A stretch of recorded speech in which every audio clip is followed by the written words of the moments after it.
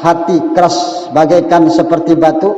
Maka dalam hadis yang lain, arba'un min saqa, arba'un minas saqa, ada 4 hal yang termasuk kecelakaan seseorang, ya. Arba'un minas saqa, 4 hal termasuk kecelakaan seseorang, tanda orang yang celaka, yakni yang pertama jumudul aini, mata yang selalu kering, ya, wa qaswatul qalbi, hati yang keras. Kemudian yang ketiga yakni wal hirsu 'ala dunya, rakus akan dunia. Yang keempat tulul amal, panjang angan-angan, ya. Ini 4 hal ini budi pekerti yang akan binasa, yakni tanda orang yang celaka, binasa, ya. Mata yang kering artinya apa? Mata yang kering ini artinya tidak pernah menangis karena Allah Subhanahu wa ta'ala, tidak pernah meneteskan air mata menangis karena Allah, menyesali akan dosa-dosa yang pernah ia lakukan, ya. Ini artinya matanya belum pernah menangis, menangisnya tidak karena Allah Subhanahu wa ta'ala.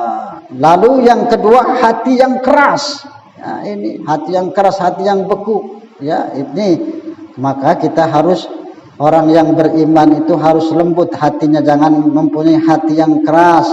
Yang ketiga yakni tulul amal, panjang angan-angan. Dan yang keempat wal khirsu 'ala dunya, yakni rakus akan dunia. Ini 4 ciri ini tanda orang yang termasuk celaka, ya. Hatinya keras, ya. Kemudian matanya kering, tidak pernah menangis karena Allah, ya. Rakus akan dunia, kemudian panjang angan-angan. Itu termasuk ciri orang yang celaka. Nah, kalau menangis lagi buntung lain, bukan nangis karena Allah itu mah. Mikiri anak buah, ya. Mikiri anak. Kalau nangisnya lagi buntu, ya. Itu masalah keluarga. Memang bermacam-macam. Kita ini kadang-kadang kalau urusan dunia baru kita bersedih, ya. Ini kita. Kalau urusan dunia, makanan tidak ada, uang tidak ada, baru kita bersedih. Tetapi kita tidak pernah menyesal dalam hati kita bahwa kita tidak melakukan perintah Allah Subhanahu wa ta'ala. Ini kebiasaan manusia, ya. Makanya jauhi tersebut. Kalau kita sudah mengetahui, jangan kita berprasangka buruk kepada Allah Subhanahu wa ta'ala. Karena apa?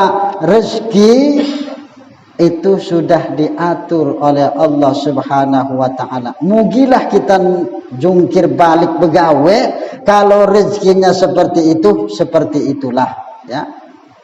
Tapi ada orang yang hidupnya biasa-biasa saja, santai-santai saja, tapi rezekinya mengalir terus, ya. Itu karena sudah rezeki itu sudah ditentukan oleh Allah, kadarnya itu sudah ditentukan oleh Allah Subhanahu wa ta'ala. Tetapi jangan seperti itu, karena sudah ditentukan rezeki oleh Allah Subhanahu wa ta'ala, akhirnya kita menghilangkan syariat, artinya menghilangkan usaha. Nah, makanya ini perlu, ya, hukum syariat dengan itu harus mengerti, ya. Karena katanya rezeki yang sudah ditentukan, sudah tidak begawe lagi, ya dari mana datangnya, ya.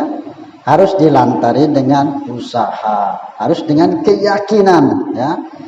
Usaha dengan berdoa kepada Allah Subhanahu wa ta'ala, itu, ya.